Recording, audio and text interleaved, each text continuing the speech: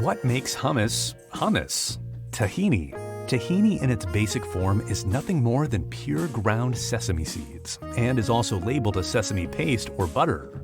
It's an ancient food that was cultivated in the Middle East dating back as far as 5000 BC. Tahini is a thick spread that is made from grinding whole and lightly roasted sesame seeds. For centuries, only the aristocracy and wealthy could obtain the ingredients to make tahini. In some cultures, tahini was used as currency. Ancient philosophers even praised tahini as pure, nourishing, and even a symbol of immortality. The richness of tahini comes from its high fat content. It's nutritionally dense and contains vitamins and minerals in the form of good fats. It's creamy and oily and should have a silky mouthfeel to it with a hint of bitterness. When it comes to the flavor of tahini, it's not just in the roasting and grinding process, though that makes up a great deal of its impactful flavor. It starts from where the seed of Sesamum indicum is planted and the conditions in which it grows from the sunlight, moisture levels, and soil mineral composition, also known as the terroir of its growing region.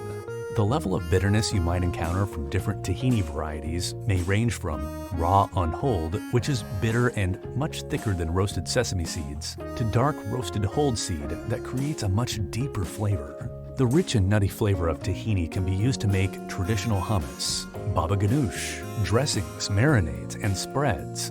But this savory paste can also be used to add depth to sweet treats like cookies, brownies, and halva.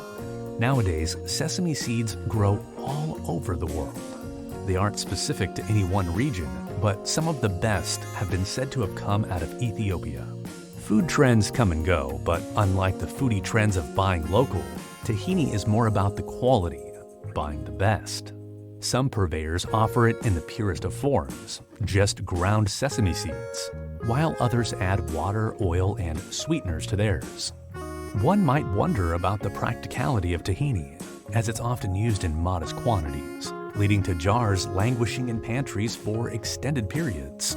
The secret lies in tahini's stable oils and high concentration of antioxidants, allowing it to remain fresh for months, if not years. Though its shelf life can vary depending on the quality, expired tahini is characterized by a musty, stale aroma and a distinctly bitter and funky taste. So when you pick up a jar of tahini, try making a simple version of hummus with chickpeas, lemon juice, olive oil, and spices. And don't be afraid to add a little to a batch of cookies to experiment with this rich and nutty food of the gods.